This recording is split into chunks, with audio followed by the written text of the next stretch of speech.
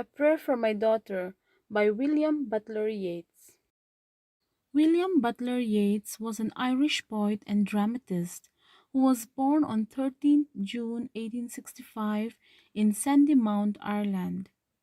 He was one of the foremost writers of the 20th century and a very close friend of the nationalist playwright Lady Gregory. Together with her, he founded the Irish Theatre. His father was a lawyer and a very well known portrait painter. Yeats, as a young man, passionately fell in love with an extremely beautiful, hard hearted lady named Maud Gonne, daughter of an army personnel in Ireland. Yeats was heartbroken when she refused to marry him, when she tells him that she would not waste her life on marriage and domestic life. Instead, she would sacrifice her life for the nation and her people. But very soon she married a drunkard, and the man divorced her soon after. A Prayer for My Daughter is a poem written in the year 1919 and was published in the year 1921. The baby girl that the poet prays for in this poem is his firstborn, Anne Yeats, his daughter with Georgie Heidleys, whom Yeats married after his marriage proposal to Maud Gonne failed in 1916. He wrote this poem while staying in a tower at Tor Bailey during the Anglo-Irish War, 2 days after the birth of Anne on February 26, 1919. The poem has 10 stanzas of 8 lines each. Once more the storm is howling, and half hid under this cradle hood and coverlid, my child sleeps on. The poem opens with a detailed description of the weather outside the tower. The poet tells about a violent, dreadful storm that is raging outside. He also introduces us to his child Anne Yeats, who is just 2 days old and is sleeping peacefully in the cradle that is half covered. Remember, this poem was written during the Anglo-Irish War, so the storm can also signify the mental storm that the poet is going through. There is no obstacle but Gregory's Wood and one bare hill. The wind was blowing so hard, and the only thing that was preventing the wind from the tower was the tall woods or trees from his friend Lady Gregory's compound, and one empty hill nearby the tower, whereby the haystack and roof leveling wind, bred on the Atlantic, can be stayed. Here he mentions that the strong wind that has the capability to bring down the haystack and level the roof of the houses came or originated from the Atlantic Ocean. And for an hour I have walked and prayed because of the great gloom that is in my mind. The poet says that he had been walking up and down the room for an hour. As he paced up and down the room, he prayed for his daughter because of the storm that was raging in his soul, too. He is worried for his daughter's future because of the unpredictable future ahead of them due to the war. And for a child to be born at such a time is something to worry about. I have walked and prayed for this young child an hour, and heard the sea wind scream upon the tower and under the arches of the bridge, and scream in the elms above the flooded stream. The poet again says that he has been walking up and down the room, praying for his child for an hour, and as he prayed, he could hear the strong wind from the Atlantic Ocean screaming upon the tower where he lived, under the arches of the bridges and elm trees above the stream that has been flooded. Imagining in excited reverie that the future years had come, dancing to the frenzied drum out of the murderous innocence of the sea. As he listens carefully to the sound of the wind blowing, In course of his excitement and fears, he starts to dream or imagine that the future years, the years of violence and bloodshed, have come out of the sea, and is dancing to the frenzied or crazy beat of the drum from the murderous innocence of the sea. Here he uses an oxymoron, murderous innocence. The sea seemed to be innocent, but it is capable of giving birth to terrible situations which can destroy everything. This is why he says murderous innocence of the sea. Now let's see what he is praying for all this while. May she be granted beauty, and not beauty to make a stranger's eye distraught, or hers before a looking glass. He prays that his daughter may be granted beauty. He wants his daughter to be beautiful, but not so much that it disturbs or distracts a stranger's eye, and even herself when she looks in the mirror. Let's see why he wants his daughter to be beautiful, but not very beautiful. For such being made beautiful overmuch, consider beauty a sufficient end, lose natural kindness, and may be the heart revealing intimacy that chooses right and never find a friend. He says, for if she is too beautiful, it will make her proud, and he fears that she will think that beauty is everything in life. He also fears that she will lose natural kindness and reject sincere love by choosing wrong partner or husband in the future. Helen, being chosen, found life flat and dull, and later had much trouble from a fool, while the great queen that rose out of the spray, being fatherless, could have her way, yet chose a bandy-legged smith for a man. The name Helen here refers to the Greek mythological character Helen of Sparta, also known as Helen of Troy. She was the daughter of Zeus and Leda. In the Greek mythology, she was considered to be the most beautiful woman in the world. In spite of already having a husband, she found life flat and boring, so she eloped with Prince Paris of Troy, which led to the destruction of Troy. The great queen mentioned here refers to Aphrodite, the Greek goddess of beauty, who was born from the foam of the sea. She also could have chosen successful men, but married Hephaestus, a blacksmith of the gods, a crippled man. But finally, she betrayed him.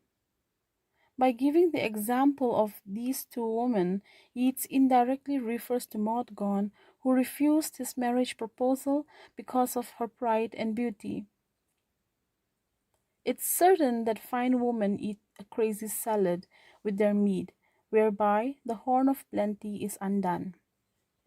Here he refers to the proud and beautiful women who, because of their pride, cause damage to their lives by doing crazy things. So, all the good things and happiness in their life cannot be fully accomplished. In courtesy, I'd have her chiefly learned, hearts are not had as a gift, but hearts are earned by those that are not entirely beautiful. So after beauty, the next thing he asks God to grant his daughter is courtesy. He wants her to be courteous, that is, polite, respectful, and well mannered. The poet believes that hearts can be won by the virtue of courtesy. He says, even those who are not really beautiful can win hearts if they have courtesy. Yet many that have played the fool for beauty's very self has charm made wise, and many a poor man that has roved, loved, and thought himself beloved from an glad kindness cannot take his eyes. Yet many people, like the poet himself, have been fooled by beauty. He was a fool to believe that Maud Gonne loved him, and so the bad experience he had made him wise. The poet continues to say that there are many poor men that have roamed around and wasted their time thinking that they have found true love only to be rejected at the end. So he realized his mistake and understood that it was courtesy and not beauty that won his heart. Here he is referring to his wife Georgie Heidleys, who was not very beautiful, but had the most beautiful heart. May she become a flourishing hidden tree. The next thing the poet asks God to grant his daughter is that she will flourish and reach self fulfillment like a flourishing hidden tree. That all her thoughts may like the linnet be, and have no business but dispensing round their magnanimities of sound. He wants her to be happy and cheerful like a linnet, a songbird, which spreads happiness all around. He said she should have no hatred towards others, instead, be the source of happiness to others like the linnet. By the way, linnets are songbirds which often symbolize innocence and happiness. So the poet wishes his daughter to be happy as well as be the source of happiness to people around her, like the linnet. Nor but in merriment begin a chase, nor but in merriment a quarrel. He says, let her find happiness in a good way, not by being over ambitious or through quarrels.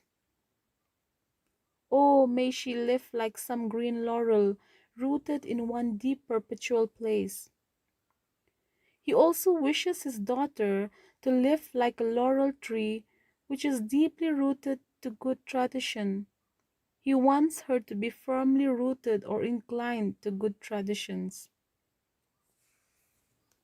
My mind, because the minds that I have loved, the sort of beauty that I have approved, prosper but little, has dried up of late, yet knows that to be choked with hate may well be of all evil chances chief.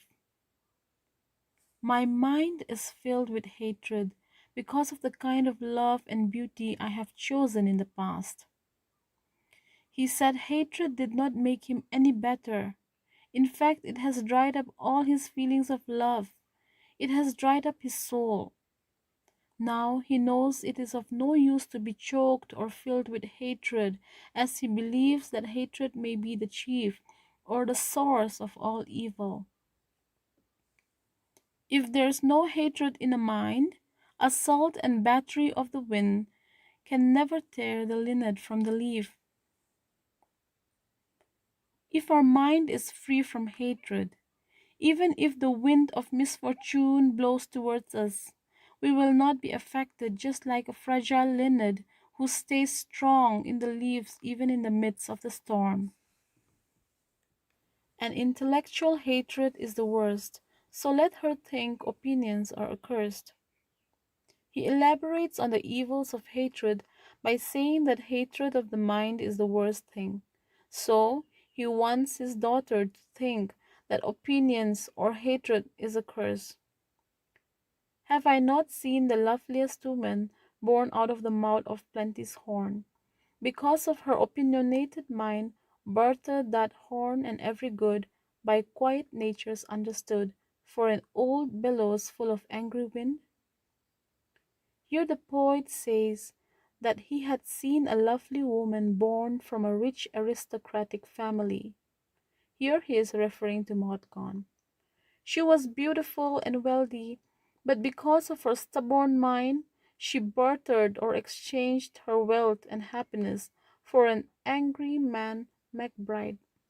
The poet expresses his anger and frustration for being rejected by Maud in these lines.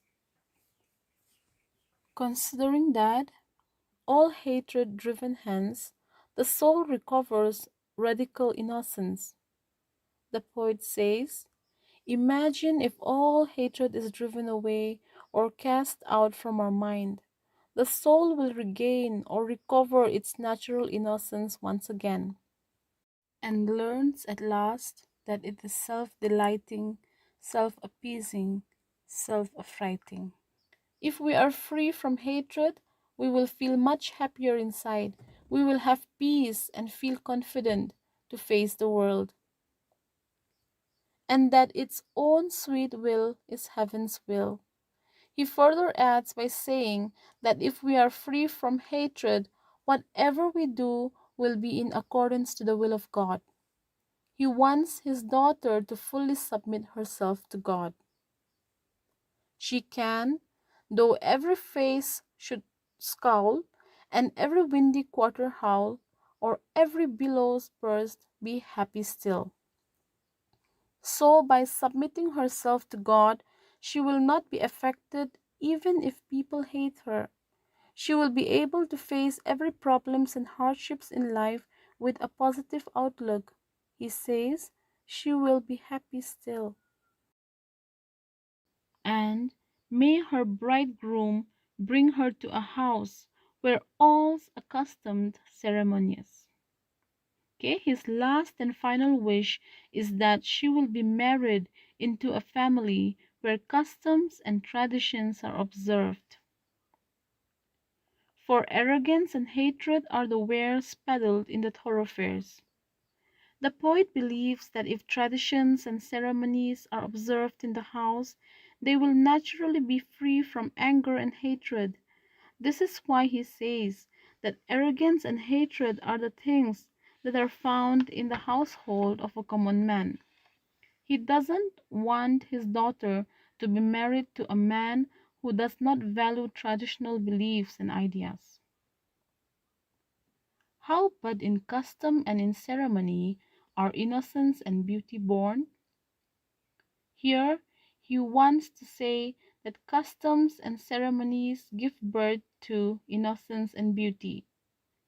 He throws a rhetoric question to the readers. He says, is it possible to have beauty and innocence without observing traditions and rituals? So, if his daughter practices customs and traditions, she will naturally be innocent and beautiful. Ceremony is a name for the rich horn, and custom for the spreading laurel tree. In conclusion, he makes a simile to rich horn with ceremony and a spreading laurel tree with custom. He wants his daughter to foster religious practices which will lead her to prosperity, and adhere to customs in order for her to flourish and be deeply rooted like a laurel tree.